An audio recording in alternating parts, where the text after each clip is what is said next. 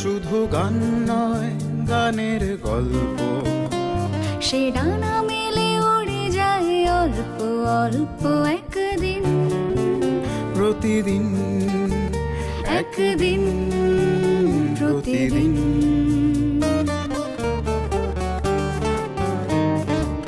কেন সে গান গায় সে কথা অজানা, সে সর সন্ধির সন্ধিতে নিশানা।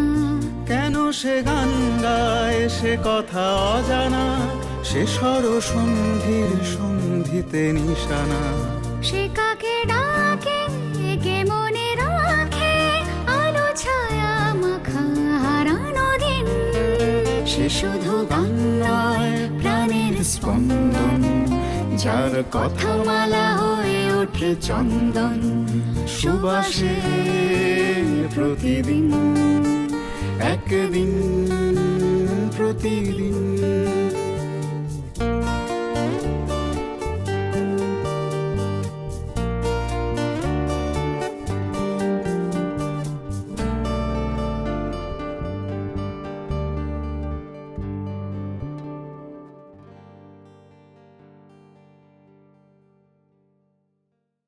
আপনার আজকের শান্তনু ভট্টাচার্যের নির্মাণ যেটা, তার যে শুরুয়াত যেখান থেকে, তার ফাউন্ডেশনটা ঠিক এইভাবেই হয়েছিল। হ্যাঁ, মানে এই Trust অসাধারণ upon me. প্রাজ্ঞ মানুষদের হাত ধরে বা তাদের দেখানো পথে। তারপর আপনার তারপর নিজেই ঠিক করলেন যে আমাকে চলতে হবে এইভাবে। এইখানে আরেকটা রোল হচ্ছে চিন্ময় চট্টোপাধ্যায়। রবীন্দ্রসঙ্গীত শিল্পী। হ্যাঁ, আন্তর্জাতিক শিশুবর্ষ ছিল 1979। তা মা নাম দিয়ে দিচ্ছে, মা আমাকে না বলে নাম দিত, কারণ দিলে আমি মার শাড়ি ধরে ছেড়ে দিতাম বা টানাটানি করতাম, মানে প্রোটেস্ট করতাম যে আমি একদম এগুলো পারবো না, হবে না আমার। আর মা বলতো যে না, হোক না হোক একটু প্র্যাকটিস তো হবে, গিয়ে 5 জনের সামনে গাইবে, তো কম্পিটিশনের একটা অভ্যেস, এইটা মার উদ্দেশ্য ছিল। ফার্স্ট হওয়াটা তা নয়। কিন্তু সেই মা আনলো।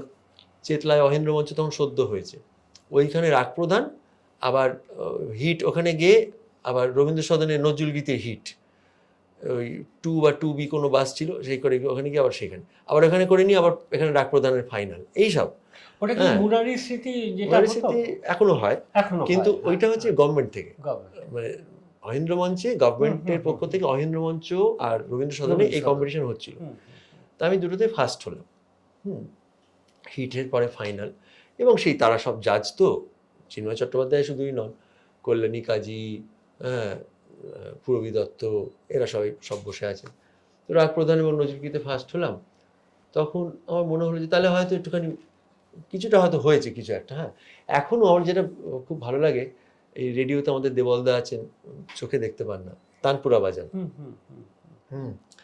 এখনও দেখে ওই দুর্বা মিত্রা ওরা যখন যায় আমার সঙ্গে রেকর্ডিং, যে জানিস 1979 সালে ও সেই হাফ প্যান্ট পরা, ও পরদেশি মেঘ গেছিল, সেই মনোময় সেটা বলছিল যে এখনও কানে লেগে আছে, আমি 6th হয়েছিলাম, ও শান্তনু ফার্স্ট হয়েছিল, গানটা এখনও কানে লেগে আছে।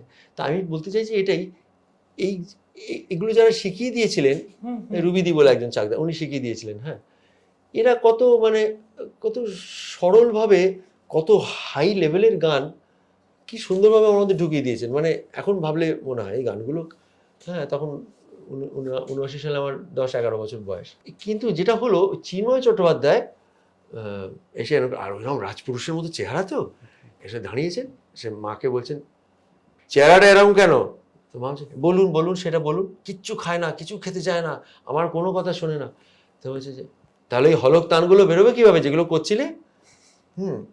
ওই রাগ প্রধানে পরেরও রমণী আমি কি করি উপায়, তো সেখানে একটা টান দিতে হবে, পরেরও রমণী, সেখানে একটা টান দেবো, সেটা আমি সব দিয়েছি, যা যা দিতে হবে। হ্যাঁ, দিয়ে টিয়ে ফার্স্ট তো হয়েছি, কিন্তু উনি বলছেন এটা তো রোজ গাইতে হবে, এরকম বড় বড় খেয়াল গাইতে হবে, সে টানটা বেরোবে কি না খেলে, আমার বাড়িতে আসবে সামনের সপ্তাহে, এরকম বললেন। হ্যাঁ, তো মা আবার চাকদা থেকে আমাকে আনলেন। এবার উনি কিন্তু কখনো শেখাননি, কখনো বলেননি যে আমার কাছে শেখো, গানটা বাঁধো, কি শেখো, কোনো কিচ্ছু না। কিন্তু এক অদ্ভুত আমাদের এক জার্নি শুরু হলো। চিন্ময় চট্টোপাধ্যায় ওইরকম একটা মানে প্রাতিষ্ঠানিক একজন, হ্যাঁ, আর আমি একটা বাচ্চা, হ্যাঁ, অথচ বন্ধু, একদম বন্ধু।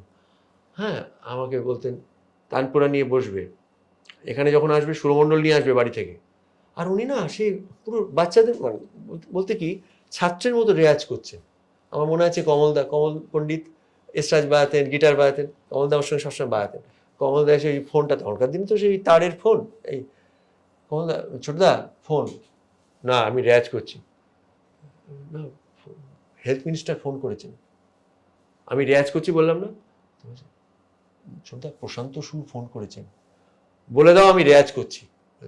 আমি একটা জিনিস শিখলাম যে মানে তাহলে রেয়াজ এমন কি সাংঘাতিক একটা নিবিষ্ট হওয়ার মতো জিনিস, যেখানে একটা হেলথ মিনিস্টার ফোন করছেন কি সে সব পরে হতে পারে, রেয়াজের সময় আর কিছু হবে না। এগুলো, এই ভ্যালুসগুলো কিন্তু আমি সত্যি শিখেছি। এই নিয়ে খুব বড় একটা প্রশ্ন আছে, রেওয়াজের প্রসঙ্গে আসবো, কিন্তু তার আগে যদি আমরা ওই ফার্স্ট হাওয়া গান একটু শুনবো। তো চিন্ময়বাবুর কাছে ক্রমশ বুঝলাম যে খুব তালিমের দরকার আছে এবং তালিমটাকে ভেতরে ধরে রাখার দরকার আছে। এইটা আমি সত্যি খুব বুঝেছিলাম। কারণ পরে জেনেছি উনি নিজের কিচ্ছু বলতেন না, পারফেক্ট কমিউনিস্ট যাকে বলে, একদম সেরকম তো কিছু বলতেন না। পরে দেখেছি, বুঝেছি যে বিশ্বদেব চট্টোপাধ্যায়ের কাছে ওইভাবে উনি গান শিখেছেন, বিশ্ববাবুর কাছে, এবং উনি বিশ্বদেব চট্টোপাধ্যায় খুব মানে প্রিয় ছিলেন। এই যে আমাদের অনুষ্ঠানের নাম গানটি, এবং আমার একটু গর্বই হয় যে আমার কাকা শুনলাম নামটি চুজ করেছেন, শঙ্করলাল কাকা, সেটা আমার খুব ভালো লেগেছে। তো এটা কিন্তু আমার চিন্ময়বাবুর কাছে শেখা। শেষের গানটি ছিল তোমারই লাগে, শুনিয়ে যাব সারা রাতে জাগি, শেষের গানটি ছিল তোমারই লাগে, ইত্যাদি ইত্যাদি। ক্লাসিক্যাল বেসড একটা বাংলা রাগাশ্রয়ী গান চলছে, এবং শেখাচ্ছেন কে? চিন্ময় চট্টোপাধ্যায় শেখাচ্ছেন। অদ্ভুত কিন্তু এবং উনি যেহেতু বিশ্ববাবু ওই রকম হারমোনিয়াম বাজাতেন, হ্যাঁ, চিন্ময়বাবুর খুব শখ ছিল ভালো করে হারমোনিয়ামটা বাজাবেন। উনি যখন বাজাতেন বেশ একটা, হ্যাঁ, যে উদাসিনী বেশে বিদেশিনী কেশে নাইবা তাহারে জানি, লক্ষ্য করতাম উনি কিন্তু ঠিক ঠিক কর্ডে ওনার হাত চলে আসছে, হ্যাঁ, যে লক্ষ্য করতাম। অর্থাৎ ওনার একটা হারমোনিয়ামের প্রতি ন্যাক ছিল, এবং সেটা এতই ছিল যে উনি সেই সময় গয়া থেকে মুন্নেশ্বর দয়ালকে আনালেন। আচ্ছা, মুন্নেশ্বর দয়াল এলেন। মুন্নেশ্বর দয়াল যারা হয়তো জানেন না তাই জন্য বলি, যে মইজুদ্দিন খাঁ সাহেব যার কাছে শিখেছেন ভাইয়া সাহেব গণপতরাও, সেই গণপতরাও ভাইয়া সাহেব যিনি হারমোনিয়ামের জাদুকর ছিলেন একদম, সেই গণপতরাও ভাইয়া সাহেবের গুরু ভাই ছিলেন, এবং হারমোনিয়ামে একেবারে মানে তুবড়ি ফুটতো একেবারে ওনার, হ্যাঁ। আর যে রাগ বলা হচ্ছে কি চলছে হাত, উনি ঠিক করলেন ওনার কাছে উনি হারমোনিয়াম শিখবেন। তো সেই রসা রোডের বাড়িতে উনি এলেন, গান্ডা, চিন্ময়বাবু গান্ডা বাঁধলেন ওনার কাছে হারমোনিয়াম শেখার জন্য, আর আমরা সব সেখানে বসে, আর তো উনি এটা দেখাচ্ছেন ওটা দেখাচ্ছেন। এবার যে যখন একটু শক্ত হয়ে যাচ্ছে, চিন্ময়বাবু সেই ফ্রাস্ট্রেশনটা বুঝতে পারতাম, উনি অতটা ধরতে পারছেন না, উনি আমাকে বসে আছো কেন, তুলে নাও, দেখে নাও এগুলো দেখে নাও, মানে কোনো কিছু মিস না হয়। তখন তো রেকর্ডিং হতো না, বলে ধরে নাও সব পাবে না, তাদের ধরে নাও। পরে আমি যখন গেছি ওটা কি বাজাচ্ছিলেন উনি, ওটা বাজাও তো একটু, মানে সব সময় যে শেখাতে চিন্ময়বাবু আমাকে প্রচন্ড অদ্ভুত ডেডিকেশন না। গান গানটি গান গানটি গানটি গান গানটি সাংঘাতিক। তার মানে এদেরকে কোনোভাবেই ওই শুধু একজন রবীন্দ্রসঙ্গীত শিল্পী বলে এরকম দেখে দেওয়া যাবে না। আমি কম্পিটিশনের গানটা পরে শোনাচ্ছি, এই যে আপনি বললেন সেই জন্য চিন্ময়বাবুর আরেকটা না বললে আমার অপূর্ণ থেকে যাবে, একটুখানি গাই, আপনি এটা শুনুন। এইটা আমার চিন্ময় চট্টোপাধ্যায় শিখিয়েছেন। কে বলবে, উনি এত রবীন্দ্রসঙ্গীতের শিল্পী। सुनीर में हरियावन की आवाज, सुनीर में हरियावन की आवाज, महल छोड़ी जाऊं मोरी सजनी, महल छोड़ी जाऊं मोरी सजनी, कब आए हो कब आए महाराज, सुनीर में हरियावन की आवाज, सुनीर में हरियावन की आवाज। এরপরে অন্তরা আছে, সঞ্চারী আছে, হ্যাঁ, এবং তাতে কিন্তু নানা রকম মানে চেঞ্জ ওভার আছে, এবং সেগুলো চিন্ময়বাবু মানে উনি অত্যন্ত ভালো একজন বলা যেতে পারে সেমি ক্লাসিক্যাল সিঙ্গার ছিলেন। সাংঘাতিক ওনার ইয়ে ছিল, রেঞ্জ ছিল। শুনে না মানে সমস্ত প্রশ্ন যা একটু ভেবে এসেছিলাম সেগুলো গুলিয়ে গেল। কারণ অদ্ভুত উত্তর তো নয়, এটা প্রশ্নগুলোর উত্তরও নয়, কিন্তু অদ্ভুত একটা সময়ের গল্প, এবং যে সময়গুলোতে এই মানুষেরা এসেছিলেন, আমার যেন মনে হয় যেন এক ঝাঁক টুরিস্ট এসেছিলেন। আরে বাবা, তারা অনেক কিছু দিয়ে অনেক কিছু রেখে চলে গেছেন। আহা আহা আহা,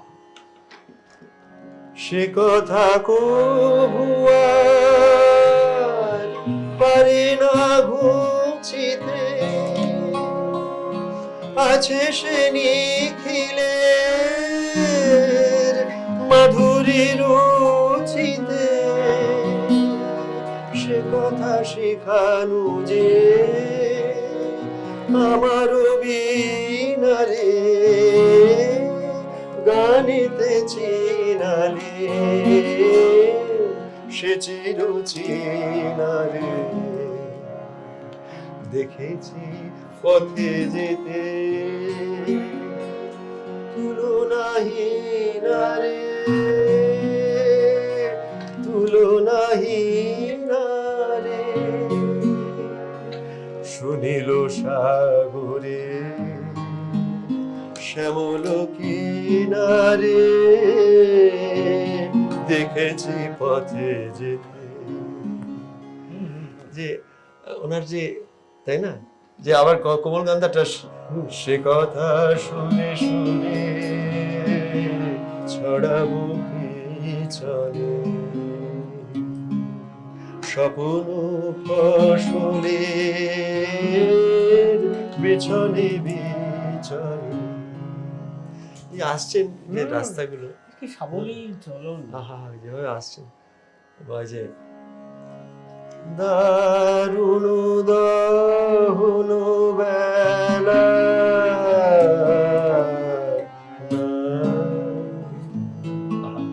রসনা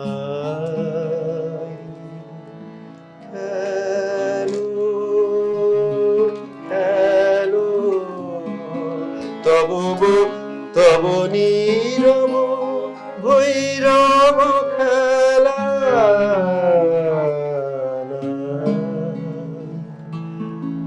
রসনা কি বললো রসনাই, এটা সরস সময়।